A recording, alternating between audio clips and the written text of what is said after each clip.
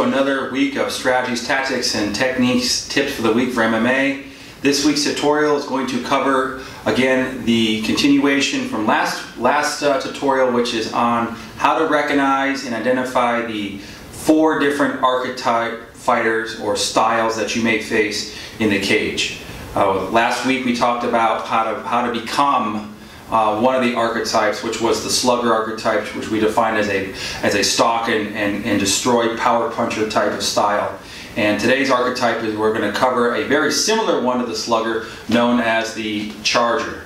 Now, before we get actually into the setting up and how to kind of start to train or drill these things in, I want to reiterate again that this is a very big and complex section of combat that's usually under specific strategies and tactics that you're going to adopt to your training style because you're facing an opponent that presents some kind of abnormal actions or skill sets that they do. So in this case, because this is more about psychological combat and how somebody functions under the fight or flight response as opposed to not the physical techniques that somebody may use. So the archetype, learning about archetypes, learning about someone's psychological pattern, there's how they're wired subconsciously to respond mentally as well as physically to a fear-based situation.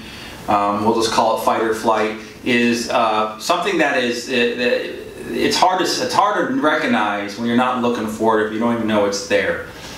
So this has nothing to do with like the actual physical techniques that somebody may use. So the 4 archetypes that we'll discuss in here throughout this series, slugger, charger, blocker, runner, those 4 archetypes, it does not matter what technique. The technique does not describe the archetype. I've had a lot of people ask me about this subject's very interesting, and they try to tell me or explain to me that they're this kind of an archetype, and they're asking me, what do you this is how I function, what archetype do you think I am, without me seeing any videos on them. I said, well, you can train yourself to be a certain archetype. Your coach, you can spar and train to be a certain archetype, and that doesn't necessarily mean that you are that's who you really are when you're stressed. Remember, when you're sparring and stuff and drilling, the combat fear is not really involved, right? It's when you're actually competing or in a real fight that's when the fight or flight response kicks in. Okay, the techniques that you deliver, if you try to throw a powerful technique on purpose, let's say you throw a powerful overhand right, that doesn't classify you as a power puncher if you're really having to think about trying to hit hard. All right, these are things that are your primal archetype responses. Are your primal responses. It's things that you do that in life, not just in combat, that bring out when you come out when your emotions are activated. So this is why I always say try to get in control of your emotions and don't let your emotions do your fighting for you, because then you're just operating under your archetype, and it's something that you want to learn how to control, or at least how to disguise while you're sparring, okay, and fighting. Okay, if you can understand some of these archetypes, some of these patterns, their constant patterns and how they react and respond, irregardless of their technique. When you spar them, it's going to be much easier for you to figure out a strategy or game plan on how to defeat your opponent and come up with certain techniques and specific tactics to really disguise what you're really trying to do. Okay, so there's blatant strategies and there's very small little subtle ones in here that you can adopt in order to create this disguised overall strategy that you're trying to function. So let's go ahead and get into the archetype here and what we're going to call a charger. Okay, the next archetype is what we call a charger archetype. Now this archetype is very, very dangerous like the slugger, and he has some very similar traits to the slugger. Now remember, everybody who studies martial arts, or trains in a style of martial arts, is always going to be a combination of the two. Okay, so what that means is that somebody's going to be more slugger archetype than they would be charger. And some are going to be more charger than slugger. Now the reason why that's important to know is because both the slugger and the charger have some different ways that they go about getting their attacks off, of their aggression off. Okay, so let's talk about first of all the similarities between the two. The similarities between the slugger and the charger is first and foremost is that they're relentless and aggressive. Okay, they are looking to end the fight ASAP right from the opening bell. Every engagement that they potentially have, their mindset is to use a lot of forces to come at you in here and throw it all out on the table. Okay, they're going to try to stalk you. They're going to try to throw the hardest punch possible. They're going to throw punches and bunches. They're going to take damage to give damage. Unless you knock them out, they're usually not afraid to be aggressive with people. Okay, so they're very similar in those respects. Where they're not similar is how they go about getting this across. Okay, so a charger is a archetype fighter that's defined as a very a relentless, explosive type of archetype. In other words, he's going to try to that he or she archetype is their mindset is to come at you in here super fast. Like they're going to try to get the technique from A to B as fast as they possibly can, and they're going to try to do it by using locomotion, okay, and weight transfer. So what that means is that they're going to be in a position in here where they can feel like they can launch from wherever they're at on the canvas, irregardless of distance. So they may be out here too far away and they don't care in here. They're going to try to get there as fast as they possibly can, even if they telegraph. Okay? So you notice in here like this, well, at least for me in here, a charger is somebody who's kind of loaded and coiled in here, and they're going to try to explode at you in here with everything they have. Okay? They may also be not concerned with colliding with you. Okay, so if he's charger as a striker or a grappler, it doesn't matter. But what he's trying to do is he may try to get his techniques there, and even if he misses a little bit, he's going to be all over you in here, and just wherever he can. Even if my opponent gets away in here like this, he's going to be just trying to keep coming at you in here. They're going to be swinging, swinging, swinging, swinging. So they not necessarily going to try to load with the biggest hit like a slugger would, but they're going to try to get there as fast as possible. So they kind of do the concept of a swarm concept. They're going to try to swarm you like a bunch of bees in here. Okay? They're definitely going to try to get off first if they possibly can. Now, how is that different than a slugger? Well, a slugger is not going to try to sprint at you necessarily. He may. Now, keep in mind, anybody can do anything, okay? This isn't written in stone, but these are common patterns that you look for in an opponent. So if I see if I'm sparring or fighting an opponent here, and every time we set up in here, and he throws a technique at me in here, and I get out of the way in here like this, and he just backs off every single time, throws a technique at me here like this, and then backs off. Okay, he's not really trying to slug at me. He's not trying to hit me with everything he's got. Okay, he's certainly not charging in at me. He's kind of trying to hit me and stay away, hit me and stay away. Okay, now if we reverse the role in here, and I kind of adopt this charger mindset in here, what a charger and a slugger is going to do is a slugger is going to try to stand more in front of you and get as close as they can and kind of stalk you. Like they don't want to give you a lot of room to function, because they are trying to stand here loaded like a baseball bat and throw the hardest punch they possibly can. Okay, so slugger is going to get his power through the leverage in here like this. All right, a charger is more getting his power through the locomotion aspect of it. So, and the time frame in which this happens is much smaller. A charger is going to be a lot more non-telegraphic, and a slugger doesn't care. A slugger is trying to stand out here with a baseball bat, going, wherever you go in here, I'm going to crush you, and even if I have to take damage to give it back, I will. Okay, so a slugger is still trying to find an optimal range to where he can kind of stalk his way in, kind of smother you in here, and he's kind of, okay, right about there, wham, it's my left hook or something like this. As opposed to a charger's like, I don't care where I start, I'm just going to get there from A to B and just run you over in here, and I'll keep doing it until I finish you. So a charger, once they're there, they just kind of going to keep on repeating in here, right? So, a charger's going to get in here and just keep going, right? And a slugger is more kind of like stalking their way in, bobbing, weaving in here, kind of covering themselves in here. And he throws a technique. A slugger's, wham, trying to intercept in here like this. And usually they're going to try to, get back to a distance in here where they really can haul off with a big technique in here. Okay, so that's kind of the difference between a charger and a slugger, right? So both very aggressive, both willing to take the fight to you, okay, and both looking to seek and destroy immediately, okay. All right. So with that being said, now let's go and talk about how to become, or how to set up to become, so you can be an effective charger. If you're already a slugger, you probably have a little bit of a charger mentality when your slugger concepts don't work. So if you're trying to stand here and try to, you know, spar hard and swing hard in here like this and set up for a technique, and maybe you just can't quite get there because you're telegraphing or something, your opponent's fast. So maybe think about it. What is your conscience telling you to do? Is maybe the next time in here, instead of trying to stalk your way in here, maybe your mindset's going, okay, I'll just try to get there quicker, right, and explode in, and maybe I'll sting my opponent. Then I can start, you know, hauling on.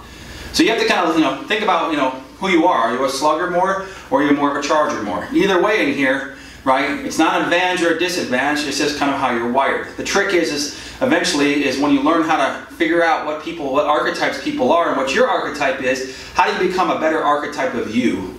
And well as how to learn how to defeat all the archetypes and figure out how to use each archetype as more as a strategy to get to the hip to you know, beat your opponent faster, and not use it to live off, you know, not fight through your emotions with it. Okay, so let's go ahead and talk about how to become an effective charger for MMA. Okay, so now let's go ahead and get into how to start drilling, at least basically how to become an effective charger. If you are a charger already and you want some tips on how to become more an effective charger, this is something you can start, you know, instituting in your drilling. If you're not a charger slugger archetype and you're one of the other two, okay, blockers and runners, which are more counter fighters, defensive fighters, and use a lot more, relying more on timing in here than a slugger and a charger, then, you know, this is something you can start deploying, you know, well, learn how to become the other archetypes. So now the most important thing is when it becomes the charger is the stance.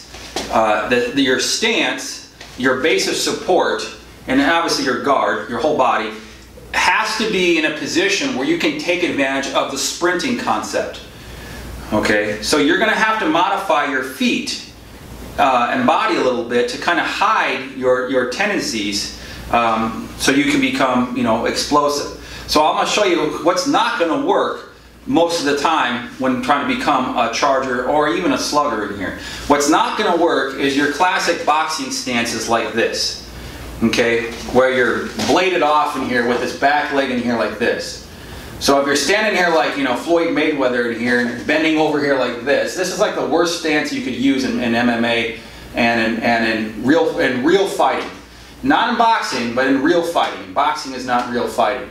Okay, you have really no ability to locomote from here, and you have no ability to throw techniques from over here without turning your body first. So if you're going to try to be very explosive, like a grappler or a wrestler to get in, you certainly can't be facing sideways like this. Okay, you have to actually square your body up more in here like this, so you can take advantage of both your rear and lead sides. And why wouldn't you want to? Why would you want to have one side planed off more? That's not going to help you very much in fighting. If you think it's going to help you in here and fighting in here like this, right, way back in here, right, what's going to happen is that what happens when you have to, you know, move, you know, linear in here like this, or techniques come over here, you're going to be out of position in here. So you have to take advantage of your drive leg in here. So the stance is very critical for a charger, okay? The next thing that's very critical in here is your stance, is your ability to not telegraph your intentions as much as you can. So one of the things about a charger that makes a charger very, very predictable is that you know they're coming at you. Okay, I know if I'm becoming a charger in here, okay, a charger's only focus is to get there in the kill zone ASAP. Okay, every time that they're in front of you, they're not swinging at you, your mindset has to be, this guy is coming right now. They are seeking to explode on you like a cat. Okay, so in order for me to become an effective charger, I have to put my rear leg, my drive leg, in a sprint position. And normally what that's usually going to be is, for most people, it's probably going to be in a position where the leg, the rear foot, is a little more forward like this.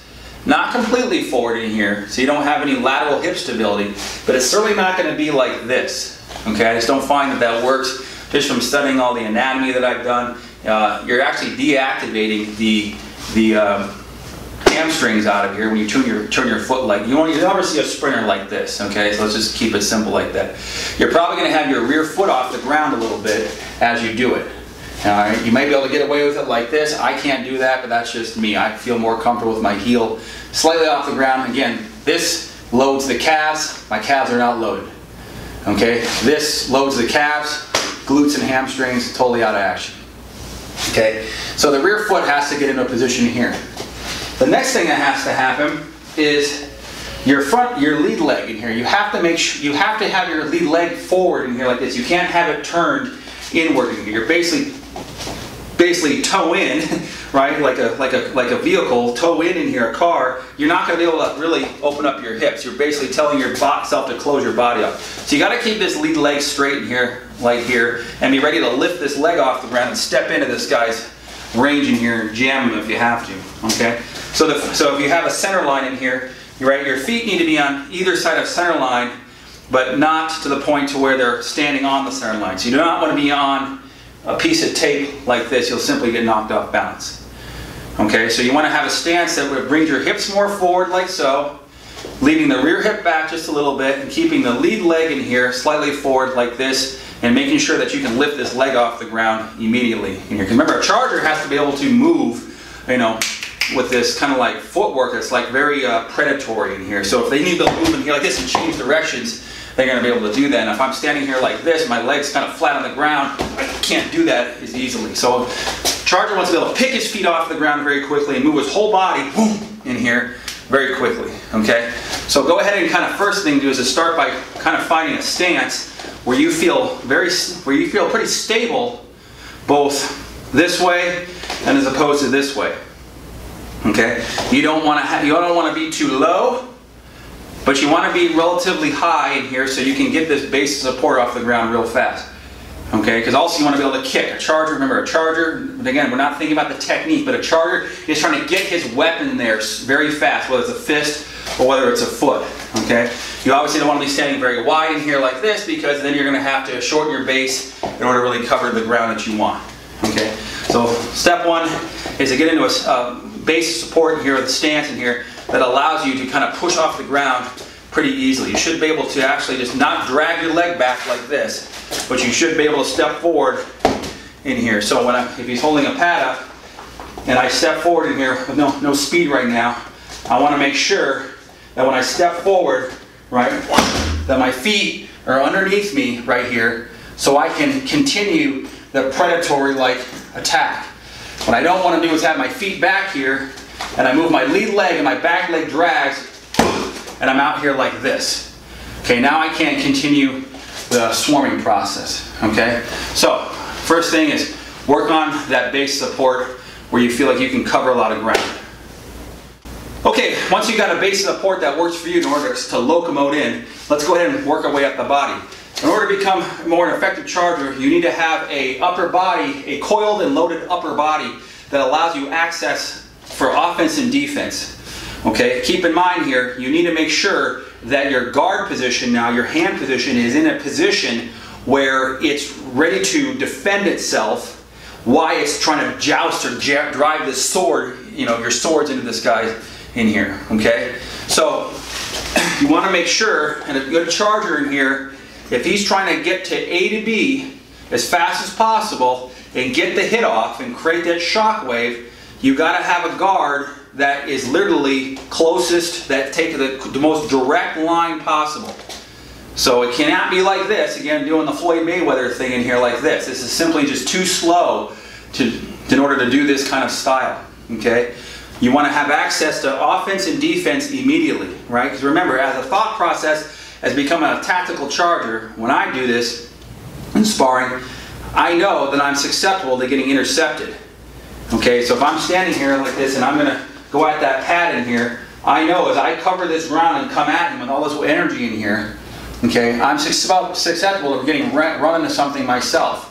So with I know that up front, I want to make sure that I go in with the intelligent mindset of, as I go in here, that I'm kind of, you know, in a position, right, to if you look at my hands and head in here, I'm in a position to be protected in here like this, right, so I can follow up in here, okay? So I'm going in with the mindset of I'm going to attack you, but I'm also, I also know that I can be hit on the way in, so I'm going in with a sense of protection. So I can't have my hands down here, you know, throwing a punch from here like this, and then certainly I'm not going to be throwing any loopy punches. I want to get as direct to my target as I can. I don't want him to see it as much as I can.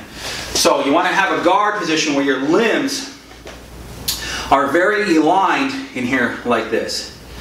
Now, people are going to say, well, what about up here? You're losing your head protection. Yes, you are. I mean, you're a classical boxing type of thing, right? But think about this. How are you going to get from A to B faster in here with your arm here like this? What most people are going to do, if their arms are up in here, they're going to swat their punch in here like this. Their arm is not going to follow a very strong line of force in here like this. And with the charger concept in here, you want to be able to jam this guy or go into him wherever the range is. So if I'm standing this close to the guy in here, I want to be able to drive in from here as well as being out here, right, and out here like this. So I want to have a very strong punching position off my lead and rear side, okay? Right, so guard in a position here where your forearms and fists are in the most straightest line possible to that target, wherever that target is. Okay? The more your hands are up in here like this, or the more your hands are down here, it takes 2 steps of action to go from here to here to here. Okay? And remember, I'm standing out here like this. Okay, this is not a charger type of concept. If I'm just standing here going out here like this and throwing these silly arm punches in here like this. Remember, the idea, the goal with the charger is to explode into this guy in here like this and make sure that when he gets hit, okay, that that a shock wave, just like, holy crap, what just happened to me? One moment he was there, the next moment he was here. Okay, so you want to have a strong, powerful guard position that allows you to explode in, get to the hit in here as fast as you possibly can, as well as protect your head coming in. And now we're going to learn how to kind of connect the upper body and the lower body together. Okay, now that you've established a stronger, powerful, more explosive guard to get to from the point of initiation to its destination, now what we want to do is kind of put these two, the upper body and lower body, together. Okay? So what you need to do, whether you're a southpaw or conventional, in this case I'm a southpaw, is for your charger in here, you want to think about getting this first hit off. That's the most important one. It's getting this first hand here as fast as you possibly can. Right? So when you can, lead with the closest weapon to closest target principle. Mentally think about that for a moment. I want to get there as fast as possible and let the shock, the initial shock of the whole action do the initial damage. Okay? What I don't want to do is be leading from back here like this, okay? I mean, certainly you can practice delivering a quick, rear-handed technique if you're super fast, but most people aren't that fast to do that, okay? Most people are going to telegraph their intentions more. No matter what you do with the rear side, there's always going to be more telegraphing going on, no matter how fast or how good you are, okay? So, putting this together here, you want to stand right now, we're just going to say just outside of touching distance, okay? Keeping it very simple, and there's a lot more to it than this with these archetype strategies in here, but trying to keep this simple, otherwise this video will be 5 hours long, is to put your body into a sprint position, and whatever you think that is. So what I'm actually trying to do is I'm trying to get my body almost like it's going to start to lean forward a little bit, and definitely not sitting back here. Almost like I'm getting ready to kind of lean in here so I can get the jump on them faster in here. Obviously I'm not sticking my head out this far, but the idea is I'm going to try to shift my weight more onto my front leg so I can fall into this guy faster. Okay? And now I'm going to actually, from here, I'm going to bring my rear hand up higher and kind of cock it back, and I'm going to extend my lead a little bit in here, if you can see that. Kind of bringing my lead hand up in here front more so I can get it here very quick, timed with this step. Okay, and I'm just loaded in here like this. My chin is down, and I'm going to get clocked on the way in, but As a charger, they're like, I don't care, I'm going in, and I'll just make this in a way to where, you know, that I don't get hit. So from here, the first thing is to add your jab, okay? So when you throw your punch, you want to throw your punch with your head kind of coming down. If you see this, as I throw this technique, I want to take any hit from here. I don't want to have my head up like this. So I want to kind of load the lead, you know, extend the lead and load the rear a little bit. Okay, I don't want to be like this. Okay? So from here, load my drive leg, not shrug my shoulders very much, and I'm going to step forward in here and then be in here like this with my head down. This hand's sitting right here like this. Okay, so I'm trying to talk to the camera so you can see what I'm doing at the same time. So again, I'm going to load in here, and just to where I'm almost going to fall forward, right? And I'm out here like this. So my whole body covers ground in here like that. I'm not just stepping here. I'm going to step forward, and I'm right here like this. And then when I do that, I kind of drop my weight down so I'm stabilized for the next hit. Now, in order to make this so you can hit repetitively, because that's what a charger will do, will keep repeating its actions. I want to make sure that I control my landing phase. I don't want to fall into the guy. So an inexperienced charger is going to probably just collide in and whatever. They don't care. I care. I want to make sure that I'm in an optimal range to, you know, what I'm going to do. If it's close range techniques or grappling. So yeah, hold those a little close together. So I'm going to come forward in here, and when I do this, I'm going to put the brakes on in here and come back. Okay, so adding your cross behind it. As a charger, you want to have a strong jabbing cross, strong, fast, explosive jabbing cross combination. That's the first step, timed with your locomotion. So sprint position in here, extend the lead, load the rear, chin down. You're going to step forward, time this lead leg with the front hand in here, and back. Okay, hold this one in a little closer there. So you step back again, find where you can step in, okay, here. So I'm kind of inching up, not too close, then I'm saying, okay, I'm going in, and head stays down like that. Okay, one more time, extend the lead, load the rear, in here like that. Okay, so I want to make sure that when I explode at this guy, okay, that I literally am rock solid and my whole body goes boom, boom, in here like this. Okay, and that's one way to start to learning how to become an effective charger. All right, now that you have established an effective, explosive jabbing cross combination as your initial action to become an effective charger, all right, once you can do that, okay, then from there is to become the charger all the way and finish the guy with what we call a combat swarm.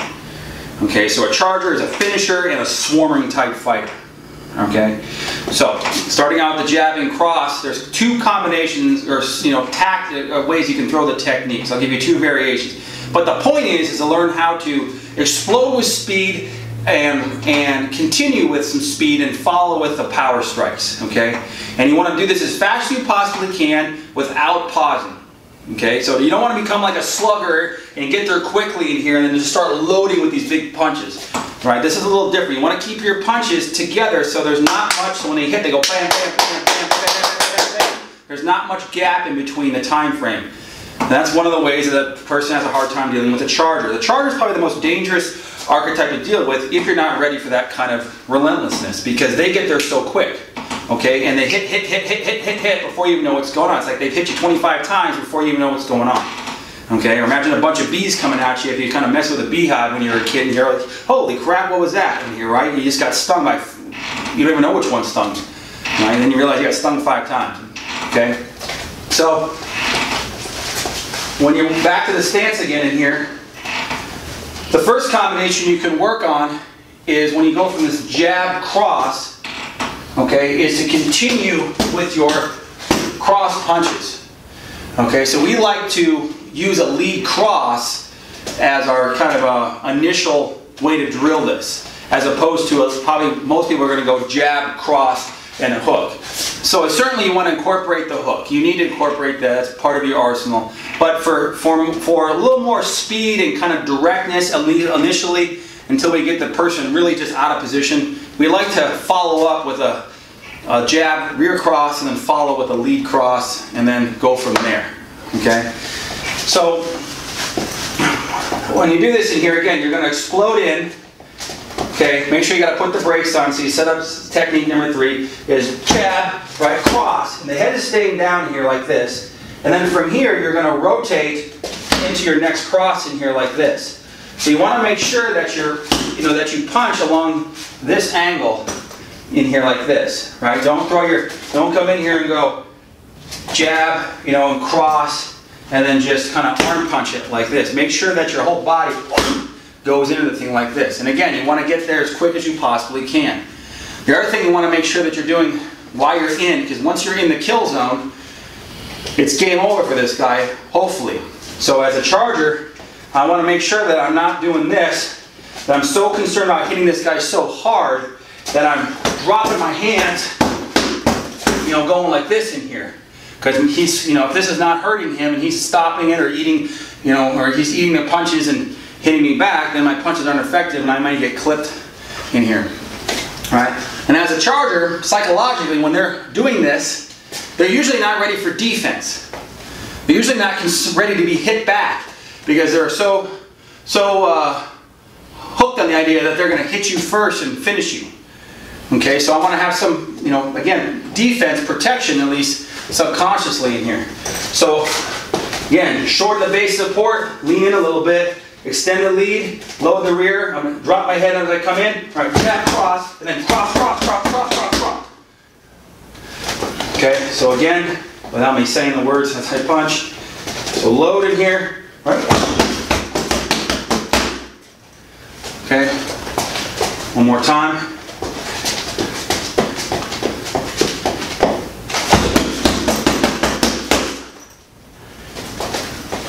Okay, that's one combination.